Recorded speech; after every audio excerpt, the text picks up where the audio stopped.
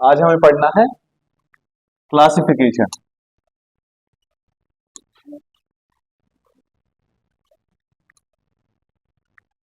Classification classification मतलब चीजों को अरेंज करना।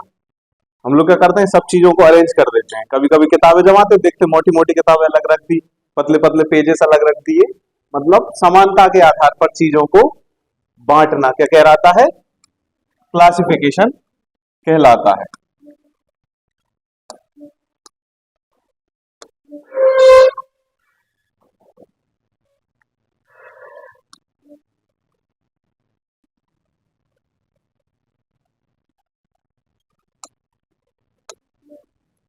क्लासिफिकेशन में क्या आता है, क्लासिफिकेशन को हिंदी में क्या बोलते हैं, वर्गीकरण।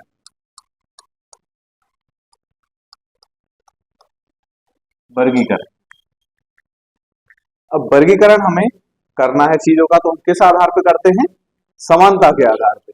जैसे अगर मैं दो तीन चीजें लिख दूं, यहां पे हमने लिख दिया गाय,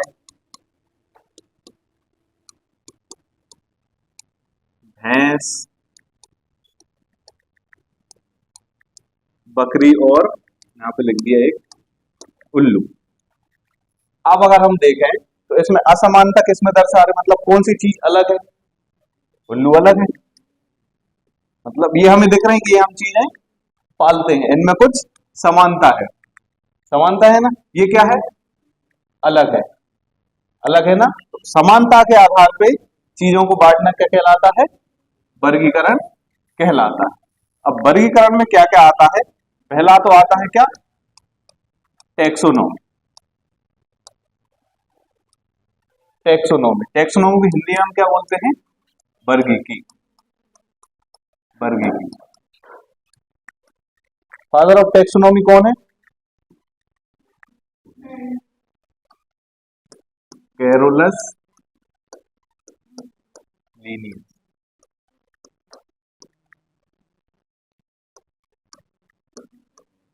Carolus Linnaeus father of taxonomy. इन्होंने क्या किया था, सबसे पहले जंतु जगत और पादप जगत के दो भागों में चीजों को बांटा था। उन्होंने जंतुओं को अलग कर दिया था और पादप मतलब प्लांट पौधों को अलग कर दिया था।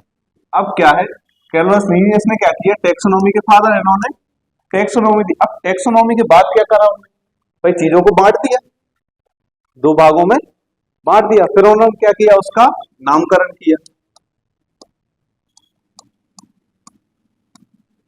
क्या किया, नामकरण किया। पहले क्या था, अब शुरुआत में जब स्टडी चालू हुई चीजों की, वर्गीकरण के पहले जब स्टडी चालू हुई, तो अब किसको किस चीज में लेके आए, हमने देखा कि अब इंसान है तो इंसानों को कहाँ पे पढ़ा जाए, चमगादड़ है तो चमगादड़ को कहाँ पे रखा जाए। मतलब पूरा सब कचरा था, एक बैलेंस में चीजें नहीं हो रही थी। जैसे हम पढ़ाई करते हैं ना, तो चैप्टर में बांट देते हैं, ये चैप्टर अलग है। जैसे हम देखते हैं ना कि हमने कोशिका अलग पढ़ ली थी, फिर उसके बाद ऊतक, फिर मानव तंत्र, फिर तंत्रों के अंदर भी हमने बहुत सारे तंत्र पढ़े थे। तो ये क्या है, सब एक हमने बांट दिया था, एक वर्गीकरण कर दिया था, भाई इसके बाद हम ये चीजें पढ़ेंगे। और हम पढ़ते कि एक दिन हमने मानव तंत्र पढ़ लिया, फिर बीच में कोशिका की आधी क्लास ले ली, फिर एक ऊतक की क्लास ले ली, फिर थोड़ा सा कोई और प्रकाश संश्लेषण देख लिया, प्रकाश संश्लेषण के दो टॉपिक पढ़ के हमने पादप प्रजनन देख लिया। मतलब इस तरह से अगर पढ़ेंगे तो समझ में आएगा क्या, कभी नहीं आएगा, सब कचरा हो। तो पहले ऐसे ही था, मतलब जब वर्गीकरण नहीं हुआ था तो सब कुछ मिक्स चल रहा था कि कहाँ पे गाय को रखें, कहाँ पे पौधों का अध्ययन करें, कहाँ पे बैक्टीरिया वायरस का अध्ययन करें। तो समस्या बहुत उलझी हुई थी। तो कैरोलस लीनियस ने क्या किया, दो भागों में बांट दिया। पहला उन्होंने क्या किया, दो जगत में कर दिया उन्होंने, एक तो जंतु जगत तो दूसरा पादप जगत, मतलब शुरुआत की। इसीलिए इन्हें क्या कहा जाता है, फादर ऑफ टेक्सोनोमी। कम से कम इनने शुरुआत तो की कि भाई जंतु जगत को अलग कर दो, जानवरों को अलग कर दो, और पेड़ पौधों को हम अलग से स्टडी करेंगे, क्योंकि इनका सिस्टम थोड़ा सा अलग होता है। फिर इसके बाद और भी साइंटिस्ट आए और इसमें अपडेशन आए, उसको हम थोड़ी देर में आगे पढ़ेंगे। अब मान लीजिए कैरोलस लीनियस ने टेक्सोनोमी दे दी, फिर इसमें इसके बाद क्या करते हैं हम, नामकरण कर देते हैं। नामकरण भी कर दिया भाई चीजों का। फिर हम करते हैं क्या, वर्गीकरण। फिर इसके बाद होता है वर्गीकरण, मतलब पहले उनकी टेक्सोनॉमी देखी जाती है। टेक्सोनॉमी मतलब क्या होता है, टेक्सोनॉमी जो है ना, दो शब्दों से मिलके बना है। पहला जो शब्द है वो है क्या, टैक्सेस। क्या है, टैक्सेस। और दूसरा नोमस। क्या है, नोमस। तो टैक्सेस मतलब क्या होता है, अरेंजमेंट। क्या होता है, अरेंजमेंट। अरेंजमेंट मतलब चीजों को सही तरीके से जमाना। नोमस मतलब क्या होता है, लॉ। लॉ मतलब समझते हो, नियम कानून। तो मतलब नियम कानून। तो टैक्सोनॉमी क्या हो गया, लॉ ऑफ अरेंजमेंट। तो इसको हमने क्या बोला, लॉ ऑफ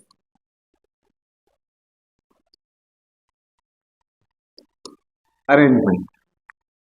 क्या बोल दिया हमने, लॉ ऑफ अरेंजमेंट हमने बोल दिया। मतलब ये नियम है चीजों को अरेंज करने का। इसके बाद हमने किया नामकरण, फिर हमने किया क्या, वर्गीकरण किया। फिर हमने क्या किया, वर्गीकरण। अब हमने नाम रख लिए, फिर सब चीजों को हमने बड़ी अच्छे से अरेंज किया। अब क्या होता है, वर्गीकरण में हम कैसे करते हैं, वर्गीकरण वर्गीकरण कैसे करते हैं, समानता के आधार पे। किस आधार पे करते हैं हम, समानता के आधार पे। आगे जब हम पढ़ेंगे ना, तो उसमें देखना कि समानता के आधार पर ही है वर्गीकरण। वर्गीकरण किस आधार पे करते हैं हम, समानता के आधार पर। अगर असमान चीजों को साथ में रख लेंगे तो फिर वही कचरा हो गया। पौधों के साथ में तुमने जंतु घुसा दिए, जंतुओं के साथ में पक्षी घुसा दिए, पक्षियों के साथ में रेप्टाइल घुसा दिए, तो पढ़ पाएंगे क्या, नहीं पढ़ पाएंगे। तो समानता के आधार पे किया जाता है। अब देखो यहाँ पे जैसे हमने किया क्या, वर्गीकरण। वर्गीकरण हमें सबसे पहले देखना है। अब वर्गीकरण में क्या होता है, अगर हम किसी चीज को मतलब अरेंज करना है हम, तो सबसे पहले तो हमें उसकी खोज करना चाहिए। वर्गीकरण में क्या क्या होता है, टेक्सोनॉमी में क्या होता है, सबसे पहले तो हमें उसकी खोज करना पड़ेगी। भाई किस चीज को अरेंज करोगे, हमारे पास कुछ हो तो अरेंज करने के लिए, किसको अरेंज करेंगे, तो सबसे पहले हम क्या करेंगे, उसकी खोज। खोज या उसको पहचानेंगे हम पहले, आइडेंटिफिकेशन। उस चीज को हम पहचानेंगे, भाई इसकी मतलब किस टाइप से है, रेप्टाइल है या फिर कोई जंतु है या फिर मेमल्स है। जिस आधार पर हम समानता के आधार पर करते हैं, हम देख लेते हैं रेप्टाइल कैसे होते हैं, जमीन पे रेंगने वाले। तो हम उसको पहचानेंगे पहले, आइडेंटिफाई करेंगे कि ये रेंगने वाला है। अब जैसे हम मोनेरा में रखते हैं, तो मोनेरा में कैसे रखते हैं, बैक्टीरिया वगैरह, मतलब प्रोकैरियोट्स। अब हम देखते हैं कि भाई इनकी जो सेल है ना वो अविकसित है, तो हम इसको कहाँ रख देंगे, मोनेरा में रख देंगे, किंगडम मोनेरा में इसकी स्टडी करेंगे। तो हम पहले उसको क्या करेंगे, आइडेंटिफाई करेंगे, किसी भी चीज को पहचानेंगे उसको बहुत अच्छे से कि इसमें क्या क्या है। फिर हम रखेंगे उसका नाम। अब मान लो हमने किसी भी चीज को पहचान लिया, पहचान लिया, अब नाम किस आधार पर रखते हैं, भाई किसी का कुछ भी नाम तो नहीं रख सकते, किसी का ऐसा कुछ भी नाम नहीं दे सकते। हमें क्या देना है, साइंटिफिक नाम देना है। उसके कुछ नाम की साइंटिफिक वैल्यू होना चाहिए ना, साइंटिफिक वैल्यू। अब जैसे अगर मान लो हमने ह्यूमंस को देख लो, तो ह्यूमंस का वो नाम क्या होता है साइंटिफिक, होमो सेपियंस। होमो सेपियंस ही बोलते हैं ना, होमो सेपियंस। अब होमो क्या है यहाँ पे, वंश है, और सेपियंस क्या है, जाति है। तो नामकरण जो किया जाता है ना, वो वंश और जाति के आधार पे किया जाता है। ये नाम जो है ना, इसमें दो तरह से ये चलता है। नामकरण पद्धति किसने दी थी, यहाँ पे अपन अच्छे से देख लेते हैं नामकरण। अब बताओ नामकरण पद्धति किसने दी थी, नामकरण की जो द्विनामकरण पद्धति थी, कौन सी थी, द्विनामकरण पद्धति। द्विनामकरण पद्धति में क्या था, जीनस और स्पीसीज थे ना, कौन कौन से थे? जीनस और स्पीसीज, मतलब वंश और जाति, वंश और जाति। अब वंश और जाति द्वि नाम पद्धति किसने दी थी? ये दी थी लीनियस ने। किसने? लीनियस ने, कैरोलस लीनियस ने ही कौन सी दी थी? द्विनाम पद्धति दी थी। तो एक और थी त्रिनाम पद्धति, त्रिनाम पद्धति। तो लीनियस ने कौन सी पद्धति दी थी? द्विनाम पद्धति, जिसमें हम क्या करते हैं, वंश और जाति के आधार पर चीजों को बांट देते हैं। अब जैसे होमोसेपियंस में वंश कौन सा होता है? होमो होता है, और जाति कौन सी होती है? सेपियंस जाति होती है। अब ये त्रिनाम पद्धति क्या है भाई? इसमें तो हमने देख लिया, एक वंश रख दिया और एक जाति पे हमने द्विनाम पद्धति के आधार पर बांट दिया चीजों को। फिर हम क्या करेंगे, उनका प्रॉपर क्लासिफिकेशन करेंगे, वंश और जाति के आधार पर बांटे। अब त्रिनाम पद्धति क्या है भैया? त्रिनाम पद्धति में 3 नाम रखे जाएंगे। इसमें क्या करते हैं हम, इसमें मेजर तो ये दोनों ही रहते हैं। मेजर क्या रहते हैं? वंश और जाति क्या रहते हैं? मेजर। अब क्या होता है, अगर मान लो कोई भेड़ है, भेड़ ना मान के कोई ऐसा कुछ देखते हैं अपन, जैसे मान लो कुत्ता है, कुत्ता है, कुत्ता हम देखते हैं कि कुत्ते में बहुत सारी स्पीसीज होती है, कुत्ते में बहुत सारी स्पीसीज होती है। अब जैसे एक पिटबुल होता है, लेब्राडोर होता है, देसी कुत्ते भी होते हैं, मतलब बहुत टाइप की जातियां होती हैं, मतलब उपजातियां होती हैं, उपजातियां होती है ना। अब जैसे मान लो कुछ भी अपन देख, जैसे आम है, तो आम का बॉटनिकल नेम क्या होता है? Mangifera indica. क्या होता है? Mangifera indica. इसमें भी क्या है, कुछ उपजातियां पाई जाती हैं, उपजातियां हम इसके आगे लिख देते हैं। आए समझ में? उपजातियां मतलब ओरिजिनल तो वही है, मतलब जैसे हमारे यहाँ का अगर मान लो कोई पक्षी है, अगर वो इस मौसम में रहता है, हम देखते हैं ना कुछ जानवर मतलब अलग अलग मौसम के हिसाब से रहते हैं।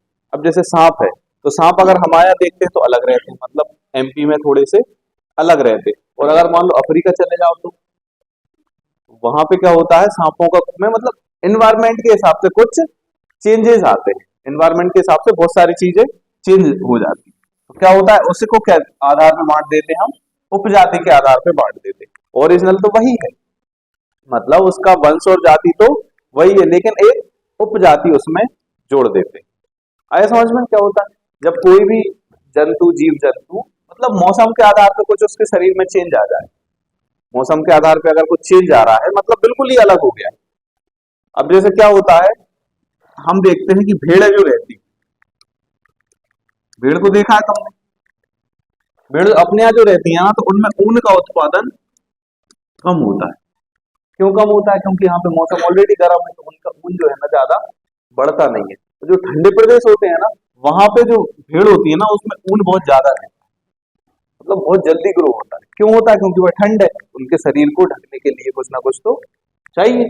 तो क्या होता है, कुछ चेंजेस आ जाते हैं एनवायरमेंट के कारण, तो उसको जो है ना उपजाति के आधार पे बांट दिया जाता है। अब क्या होता है, अब जब अपन वर्गीकरण करते हैं, अब हमने नाम भी रख दिया, सबसे पहले तो हमने उसका क्या किया, आइडेंटिफिकेशन किया,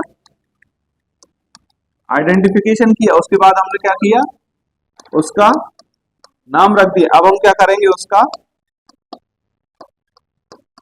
वर्गीकरण हम देखते हैं कि अब हम कैसे करेंगे। तो वर्गीकरण की क्या है, कुछ नियम होते हैं, वर्गीकरण के कुछ नियम होते हैं, हम देखते हैं, यहाँ पे लिख लेते हैं अमन, वर्गीकरण के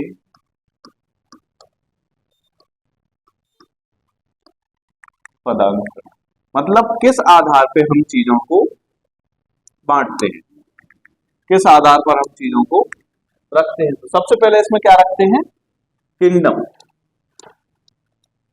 सबसे पहले क्या आता है, किंगडम। इसको हिंदी में क्या बोलते हैं, जगत। क्या बोलते हैं, जगत। दूसरे नंबर पे क्या आता है, फाइलम।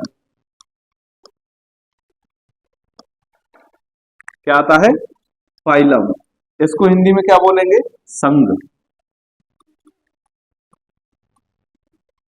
इसको क्या बोलेंगे? फिर किंगडम हो गया, फाइलम हो गया, फिर क्लास। क्लास, क्लास को हिंदी में क्या बोलते हैं? वर्ग। फिर ऑर्डर। ऑर्डर को क्या बोला जाता है? गण। ऑर्डर क्या बोलते हैं? गण। फिर आता है क्या? फैमिली। फैमिली को बोलते हैं कुल। फिर आता है अपना जीनस। जीनस को बोलते हैं अपन वंश। फिर आता है स्पीसी।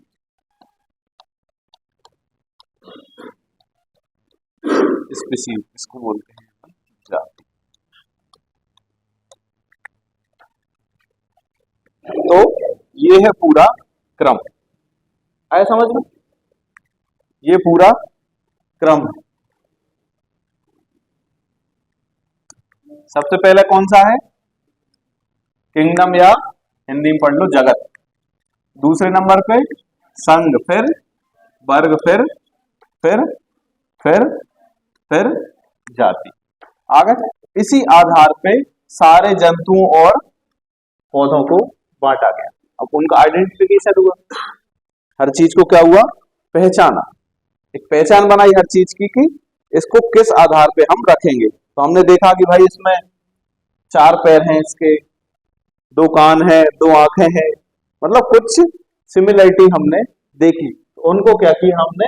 अलग अलग जगत में बांट दिया। अब जगत जो है ना, जगत मतलब क्या होता है? हम किसी चीज को पहचानते हैं। अगर मान लो हमें किसी चीज को पहचाना, तो हमें उसका पूरा एक डिटेल होना चाहिए। जैसे अगर मान लो मैं तुमसे पूछूं कि भाई कोई भी टॉपिक है, जैसे अगर मान लो कुछ भी लिखा है, तुमने बताया कि मैंने कोई चैप्टर पूछा तुमसे कि भाई कोशिका में जो है ना, कोशिका में विभाजन जो है ना, कोशिका विभाजन कहाँ पे लिखा है? क्या? कोशिका विभाजन कहाँ लिखा है? कहाँ पे? ये बुक कहाँ पे और कहाँ लिखा हुआ है? तुम क्या बोल दोगे? कहाँ पे है बुक? रूम में रखी हुई है। और रूम क्या है? बहुत बड़ा है तुम्हारा रूम तो। ठीक है, अब मैं पूछूंगा भाई रूम में भी कहाँ है, तो तुम क्या बोलोगे? ब्लैक कलर का बैग है, उसमें रखी हुई। अब भाई ब्लैक में तो 20 किताबें हैं ब्लैक बैग में। अब तो फिर तुम क्या कहोगे? भाई उसमें नीला कवर चढ़ा हुआ है। एक पहचान बताई ना तुमने, क्या हुआ? उस पर एक नीला कवर चढ़ा हुआ है। फिर मैं इनका नीले कवर वाली तो 3-4 किताबें दिख रही है वहां पे। फिर तुम क्या कहोगे? वो किताब में क्या है? कुछ ऊपर के ऐसा कोई भी चिन्ह बना हुआ है, या उसकी कोई पहचान है। तो हमने एक पहचान रख ली। फिर तुम बोलो मैंने, हाँ भाई किताब तो मिल गई, अब इसमें कहाँ पे है? तो फिर तुम मुझे क्या बताओगे? Page number. फिर क्या बताओगे? पेज नंबर बताओ, तभी तो मैं पहचान पाऊंगा भाई कोशिका विभाजन कहाँ लिखा है। तो फिर तुम क्या बताओगे? बिल्कुल आखिरी में पेज नंबर। अब जो जगत जो है ना, ये बहुत ब्रॉड है। अब जगत तुमने बोल दिया कि भाई रूम है, अब तो रूम तो बहुत बड़ा है भाई। रूम में तो 50 बैग रखे हुए हैं, 50 उसमें किताबें हैं, है ना? तुमने फिर क्या कहा कि भाई एक ब्लैक कलर का बैग है। क्या है? एक ब्लैक कलर का बैग है, उसमें देख। अब मैंने क्या, वहां बहुत सारे कलर के बैग रखे थे, तो हमने क्या किया? एक फिक्स बैग देख लिया। फिर तुमने क्या कहा कि भाई उसमें अंदर एक किताब है। कैसे कलर की किताब है? नीले कलर की किताब है। तो हम पहचान गए क्योंकि उसमें बहुत सारे कलर की किताबें थी। फिर हमने देखा कि और चीजें बताओ इसके बारे में। तो तुमने कहा इस किताब पे कुछ बायोलॉजी बायोलॉजी लिखा हुआ है, तो हमने पहचान लिया। फिर उसके अंदर और गए, तो फिर तुम क्या बताओगे? मुझे एक फिक्स पेज बताओगे कि भाई फिक्स पेज नंबर पे, इतने पेज नंबर पे। फिर तुम मुझे क्या बताओगे? लाइन बता दोगे कि भाई इस लाइन में ये ऐसा लिखा हुआ है। तो हमें फिक्स चीज पे पहुंचने के लिए उसको एक फिक्स वर्गीकरण देना पड़ा। अगर हम कह दें कि भाई, तो मैं पूछूं कि भाई कहाँ रखा है ये बुक पे, कहाँ लिखा है, तो बोल दो रूम में रखे। तो रूम में 50 किताबें तो बैग रखे हैं, 50 किताबें रखी है, तो कितना टाइम लगेगा? हमने क्या किया? एक फिक्स अरेंजमेंट कर दिया, वर्गीकरण कर दिया ना वर्गीकरण। अब हमें कुछ पूछता है कि ये जाति कहाँ है, तो हम फिर फिक्स पहचान देते, भाई ये इस जगत में आती है, ये संघ है, ये वर्ग है और ये गण है, मतलब एक फिक्स हम चीजें जो है ना पहचान लेते हैं। आया समझ में इसका, मतलब इसका यूज समझ में आया कि क्यों जरूरी था ये।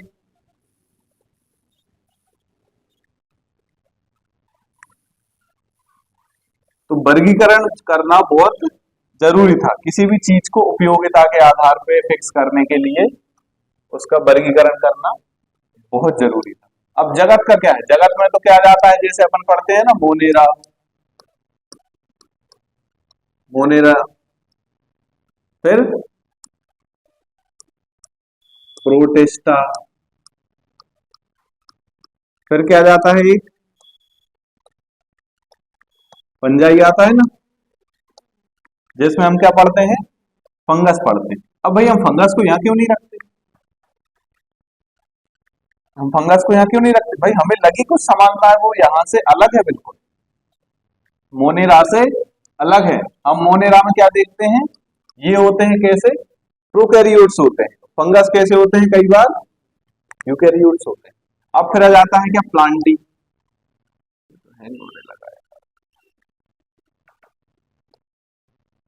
फिर क्या आता है, प्लांटी। अब प्लांटी में क्या पढ़ते हैं, प्लांट पढ़ते हैं।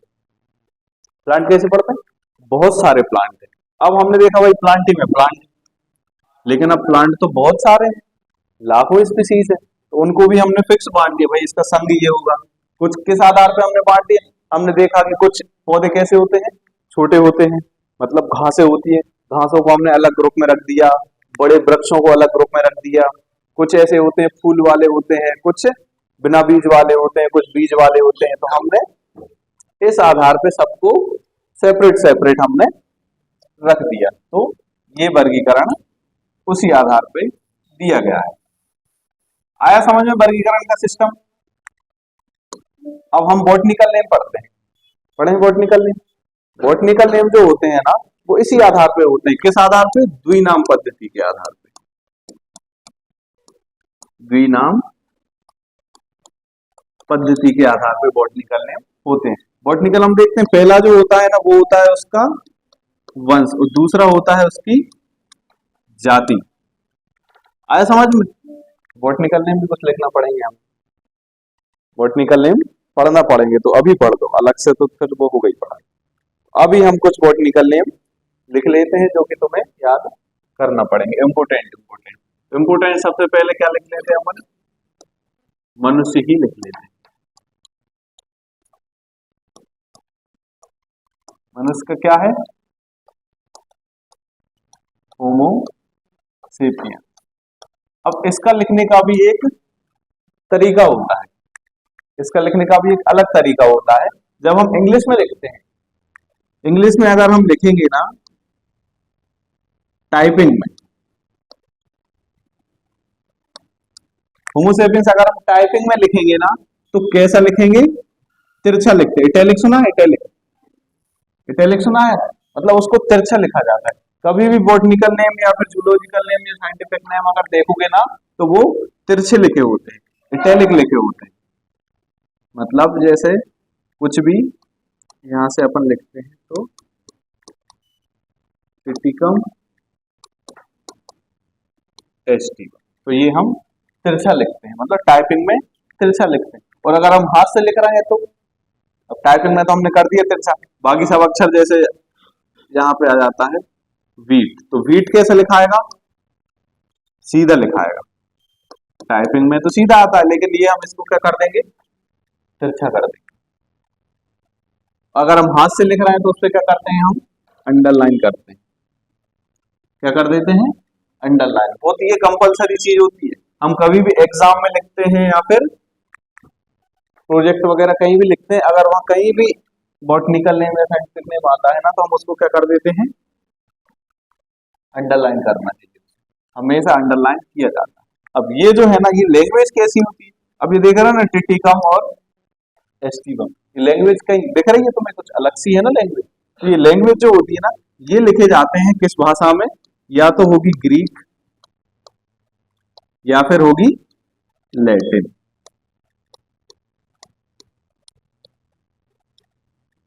ऐसा समझ, या तो होगी ग्रीक या फिर लैटिन, और कभी कभी इसके आगे एक ऐसे नाम लिख दिया जाता है, जैसे ये है, लिखा जाता है ना कभी कभी, देखना बॉक्स में, तो वो क्या होता है, उसका ऑथोरेशन होता है, मतलब इसने इसको हो जाता है, मतलब एक साइंटिफिक का, वो साइंटिस्ट का नाम उसके साथ जोड़ दिया जाता है, शॉर्ट। ऐसा समझ, तो वो हमें लिखना पड़ता है। आया समझिए, ग्रीक और लैटिन भाषा में ये लिखे जाते हैं, इसीलिए इनको तिरछा लिखा जाता है। आया समझ में? तो ये दोनों भाषाएं जो है ना लुप्त हो चुकी हैं, अब ना तो बोली जाती और ना इनका यूज होता, बस ये ऐसी चल रही है, साइंटिस्ट वाइंटिस्ट उनको यूज करते रहते हैं। और लिखो, साइंटिफिक नेम लिखो, जैसे घरेलू मक्खी का, घरेलू मक्खी, घरेलू मक्खी क्या होती है, नहीं पता? लूसा डोमेस्टिका, डोमेस्टिका।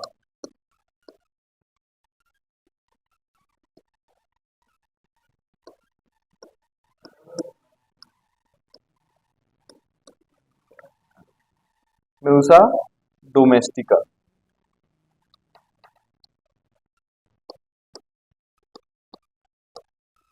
कोबरा का क्या है, कोबरा का पता है क्या है, नाजा,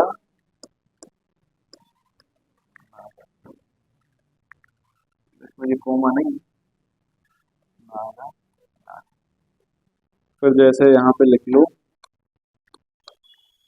गाय,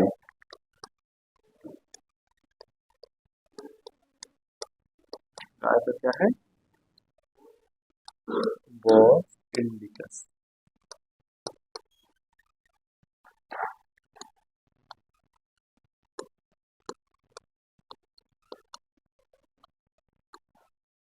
भैंस का है बुवेलस, बुवेलस।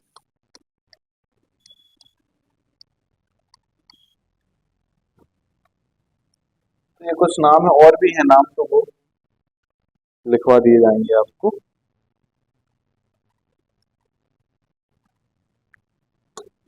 जैसे बकरी है, बकरी क्या बोलते हैं, Capra hircus, Capra hircus.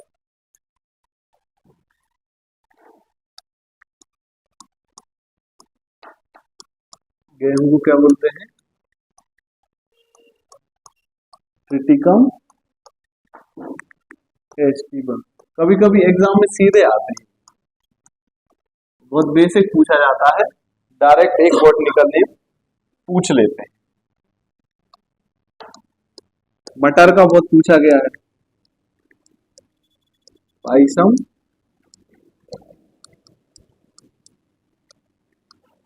सटाइलो।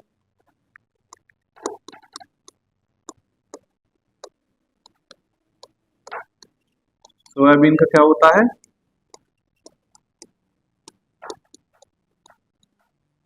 Glycine.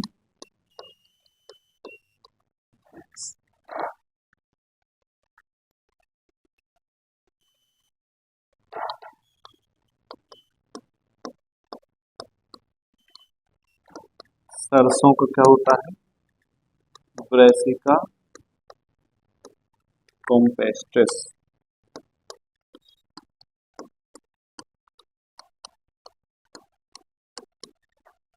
क्या होता है, ब्रेसिका कॉम्पेस्ट्रिस। इस टाइप से बहुत सारे बॉटनिकल नेम जो है ना हमें थोड़े से पढ़ना पड़ेंगे। बॉटनिकल नेम में क्या होता है, पहला क्या जाता है, वंश जाता है, दूसरा क्या जाता है, जाति। ये दो आधार पर सारी चीजों को बांटा जाता है। किसका, कौन सा नहीं लिख पाया, लास्ट में सरसों, सरसों होता है Brassica campestris,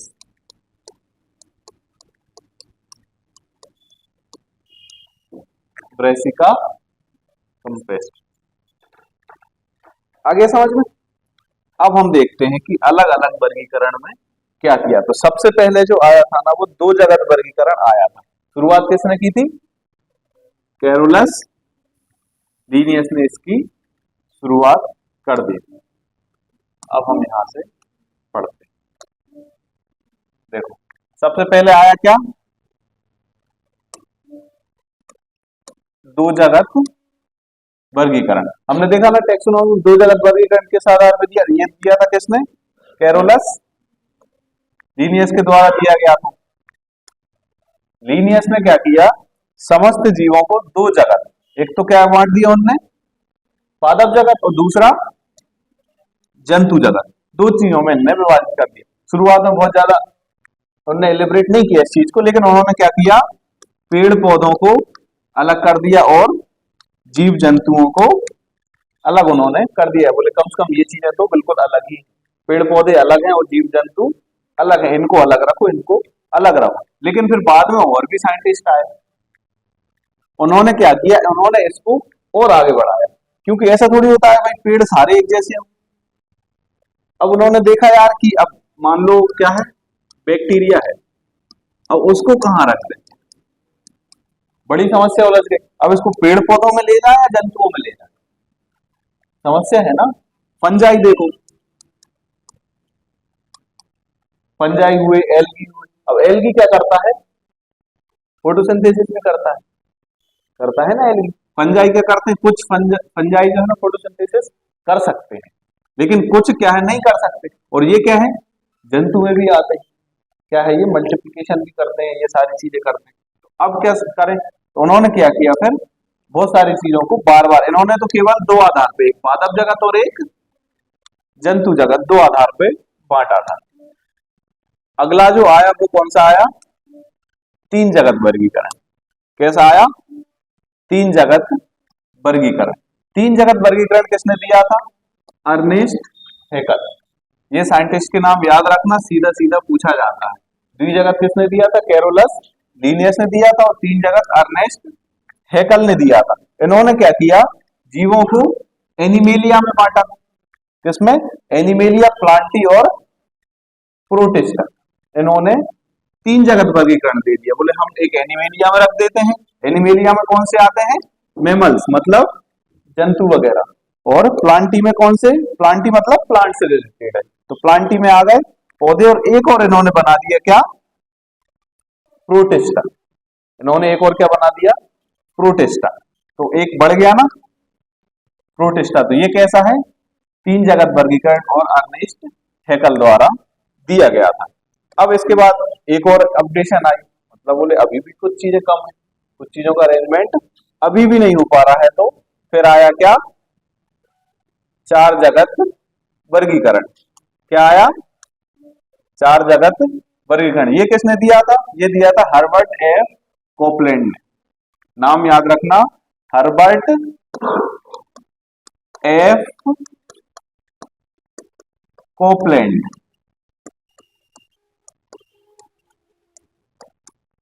Herbert F Copeland ने क्या दिया? चार जगत वर्गीकरण किया। चार जगत, पहले आए दो, फिर तीन, फिर इन्होंने चार जगत बना दिया। चार जगत वर्गीकरण में इन्होंने प्रस्ताव रखा। इसने क्या किया? एक मोनेरा बना दिया। एक और बढ़ गया ना यहाँ पे, मोनेरा। फिर आगे एक क्या? प्रोटेस्टा, फिर प्लांटी, फिर एनिमी। आए समझ में? अब मोनेरा में इन्होंने क्या किया? इन्होंने रख दी मोनेरा में क्या? प्रोकैरियोट्स। क्या रख दिए? प्रोकैरियोट्स। प्रोकैरियोट्स मतलब जिनकी कोशिका विकसित नहीं होती।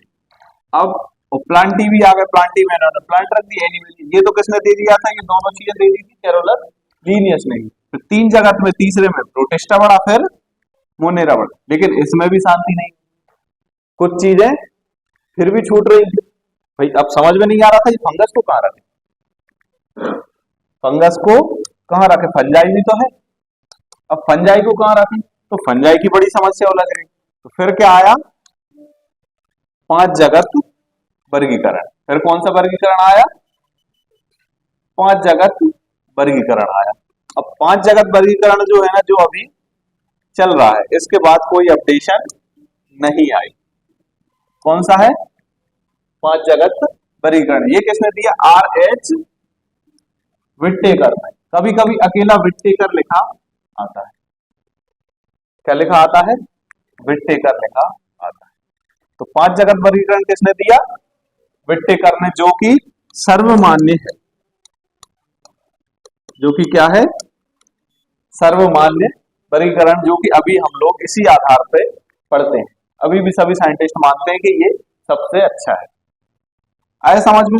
अब इन्होंने किस हिसाब से वर्गीकरण किया, ये तो इसमें लिखा ही नहीं है अपन ने। तो आगे देखते हैं अपन। इन्होंने ये वाला वर्गीकरण दिया। कौन सा दिया? 5 जगत वर्गीकरण। इन्होंने 5 जगत वर्गीकरण दिया, जो कि पहली बात तो ये सर्वमान्य है और ये अभी तक हम पढ़ते आ रहे हैं और अभी भी हम इसी को पढ़ेंगे। आया समझ में? तो सबसे पहले इन्होंने कौन सा दिया? मोनेरा। क्या दिया? मोनेरा। दूसरे नंबर पे दिया प्रोटिस्टा। तीसरे नंबर पे फंजाई। अब इन्हें समझ में आ गया भाई, फंजाई को एक अलग ग्रुप में ही रख दो। ना वो यहां फिट हो सकती, ना वो यहां फिट हो सकती है, और प्लांट में भी फिट नहीं हो सकती। प्लांट तो है नहीं, फंजाई तो सेपरेट होते हैं, प्लांट तो होते ही नहीं है। फिर चौथा वाला आया प्लांटी, जिसमें प्लांट रखे गए। और फिर 5वें नंबर पे आया कौन सा? एनिमेलिया, जिसमें एनिमल्स रखे गए। हम किस में आते हैं? एनिमेलिया में ही आते हैं। होमोसेपियंस किस में आते हैं? एनिमेलिया ग्रुप में आते हैं। और होमोसेपियंस एनिमेलिया को किस तरह से उन्होंने विभाजित किया, उसका भी तो कुछ कारण होगा भाई। ह्यूमंस को किस मतलब आधार पे उन्होंने रखा? एनिमेलिया जो ग्रुप था ना, वो किस आधार पे उन्होंने रखा? एनिमेलिया जो ग्रुप था, उसमें क्या करते हैं? जो कशेरुकी होते हैं, कशेरुकी समझते हो? रीढ़ की हड्डी वाले जानवर, जिनकी रीढ़ की हड्डी होती है और डायरेक्ट बच्चों को जन्म देते हैं। बच्चों को जन्म देते हैं। क्या है उन्होंने बांटा? कुछ अंडे देते हैं, कुछ जानवर हम देखते हैं ना कि अंडे देते। मुर्गी क्या देती है? अंडे देती है, बच्चे तो नहीं देती। लेकिन बिल्ली क्या देती है? बिल्ली डायरेक्ट बच्चे देती है। गाय डायरेक्ट बच्चे देती है। उसकी रीढ़ की हड्डी भी होती है, रीढ़ की हड्डी भी होती है ना। 4 पैर पूरे विकसित होते हैं ना, 4 पैर पूरे विकसित। तो इस आधार पे एनिमल्स को रखा गया कि एनिमेलिया ग्रुप में वो आएंगे जिनकी रीढ़ की हड्डी विकसित होती है, डायरेक्ट बच्चों को जन्म देते हैं। तो उसी आधार पर ही ह्यूमंस को रखा गया। आया समझ में इसका? तो सबसे पहला जो ग्रुप आया इसमें, मतलब 5 आधार पे, सबसे पहला मोनेरा, दूसरा प्रोटिस्टा, तीसरा फंजाई, चौथा प्लांटी और एनिमेलिया। तो इसमें हम सबसे पहले पढ़ेंगे क्या? मोनेरा। फिर इसके बाद आएगा प्रोटिस्टा पढ़ेंगे, फिर फंजाई पढ़ेंगे, फिर प्लांटी पढ़ेंगे और फिर आखिरी में एनिमेलिया पढ़ेंगे, जिसमें ह्यूमंस भी आते हैं। आया समझ में? अब अपन जगत मोनेरा को थोड़ा सा देख लेते हैं। ऐसा अब मोनेरा में क्या होता है? मोनेरा में देखो, इसमें क्या किया? जीवाणुओं का जगत बोल दिया इसको। मोनेरा को क्या बोल दिया इन्होंने? जीवाणुओं का जगत। क्योंकि क्या है ये, इसमें सब प्रोकैरियोट्स होते हैं, इसमें यूकैरियोट्स नहीं होते। इसमें ज्यादातर जीवाणु, एक तो जीवाणु भी बहुत सारे हैं, जीवाणु भी काफी सारे हैं। हम देखते हैं ना ह्यूमंस में डिसीज पैदा करते हैं जीवाणु, और प्लांट में भी करते हैं। और कुछ ऐसे होते हैं जो फायदेमंद भी होते हैं, कुछ जीवाणु फायदेमंद भी होते हैं। इनमें देखो अपन, इनकी कोशिका कैसी होती है? प्रोकैरियोटिक। प्रोकैरियोटिक कोशिका समझते हो कैसी होती है? अविकसित। कल सब लोग सेल साइंस पढ़ के आएंगे पूरी की पूरी, फिर ये चीजें जल्दी समझ में आएंगी। तो प्रोकैरियोटिक कोशिका होती है, इसमें क्या होता है? प्रोकैरियोटिक जो कोशिका होती है उसमें केंद्रक नहीं होता है। उसमें क्या होता है? इस टाइप से एक अविकसित केंद्रक होता है। अविकसित केंद्रक होता है ना, इसमें क्या होता है? केंद्रक अनुपस्थित होता है। इसमें क्या होता है? कोशिका भित्ति पाई जाती है, जो किसकी बनी होती है? ये बिल्कुल अंडरलाइन कर लो, लिख लो, पेप्टाइडोग्लाइकन। पेप्टाइडो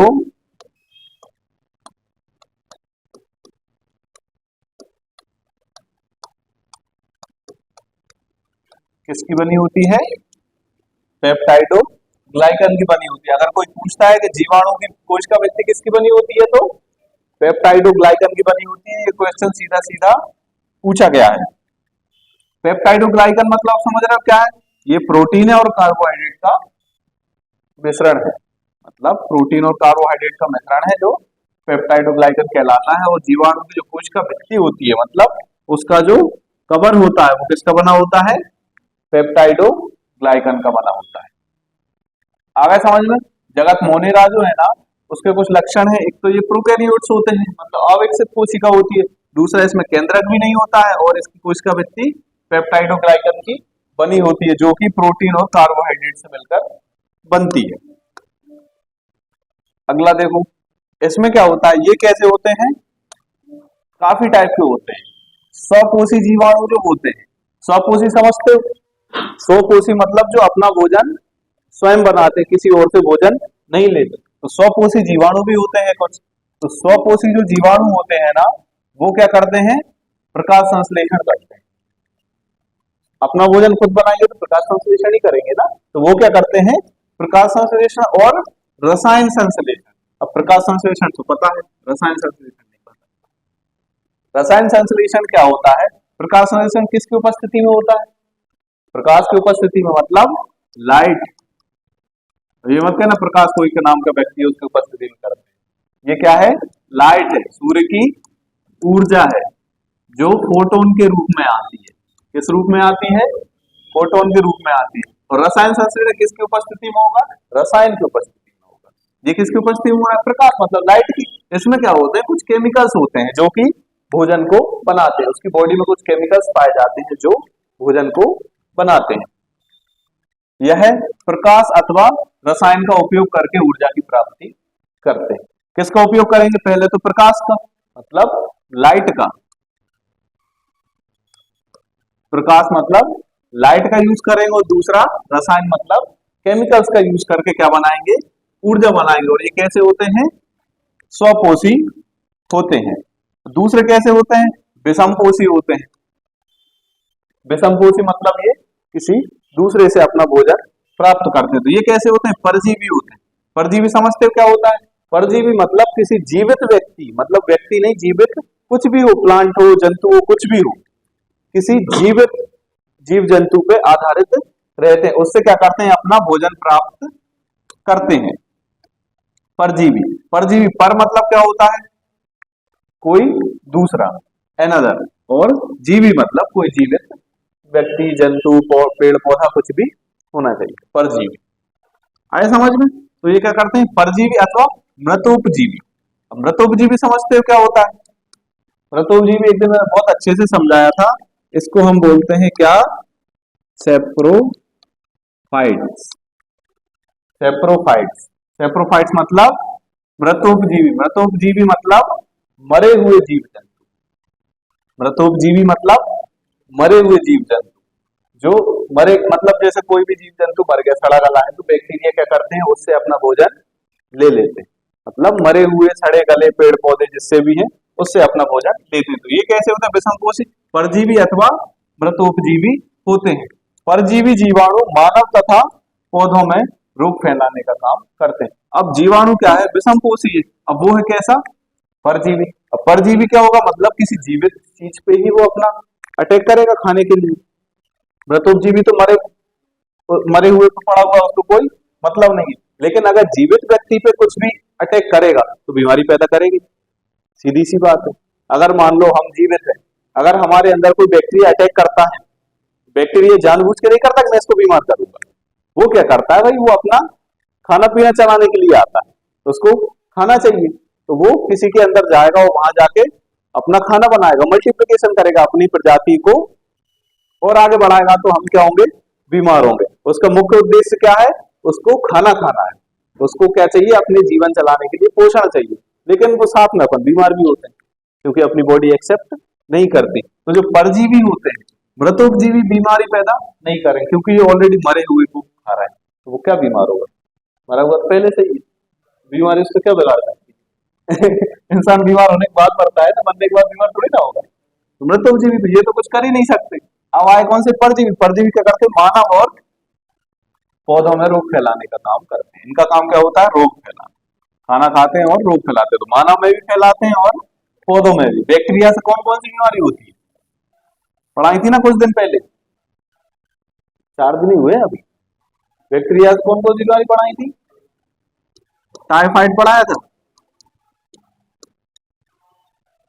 टाइफाइड पढ़ाया था ना, और क्या पढ़ाया था, बैक्टीरिया से सब भूल गए, कल ये भी पढ़ के आना। तो मानव और पौधों की तो पढ़ाई नहीं, पौधों में भी होती है, ब्लाइट होती है, ब्लाइट। पौधों में क्या होती है, ब्लाइट, या इसको हिंदी में बोलते हैं क्या, झुलसा। झुलसा रोग बोला जाता है, बैक्टीरियल ब्लाइट होती है। और भी बीमारियां काफी होती है। जीवाणु में क्या होता है, इधर पे कौन सा है, वायवीय। जीवाणु में वायवीय अथवा अवायवीय दोनों प्रकार का श्वसन होता है। वायवीय मतलब क्या होता है, ऑक्सीजन की उपस्थिति में। अवायवीय मतलब ऑक्सीजन की अनुपस्थिति में। मतलब जीवाणु ऐसे होते हैं जो ऑक्सीजन के बगैर भी रह सकते हैं। ऑक्सीजन है तब भी रह लेंगे, ऑक्सीजन नहीं है तब भी रह लेंगे। हम देखते हैं ना, कभी कोई भी चीज हमने डिब्बे में रखी और उसको बिल्कुल पैक कर दिया, लेकिन फिर भी सड़ गई, मतलब बैक्टीरिया ही सड़ाते हैं ना, मतलब वो बैक्टीरिया अंदर है, मतलब अवायवीय श्वसन वो कर रहे हैं ना अवायवीय श्वसन। तो बैक्टीरिया कैसे होते हैं, वायवीय श्वसन भी कर सकते हैं और अवायवीय श्वसन भी कर सकते हैं। ये भी एक आधार होता है बांटने का। भाई ह्यूमंस को तो कर दो अवायवीय, कहीं ऐसा बिना ऑक्सीजन के जिंदा रह पाएगा, नहीं रह सकता, लेकिन ये रह सकते हैं। जीवाणुओं में क्या होता है, अलैंगिक जनन होता है। इसमें क्या होता है, लैंगिक जनन भी होता है। इसमें क्या होता है, लैंगिक जनन भी होता है और अलैंगिक जनन भी। उसमें नहीं लिखा है, लेकिन इनमें लैंगिक जनन भी होता है, लेकिन बहुत रेयर, बहुत ही रेयर, वो बहुत डीप में जाता है।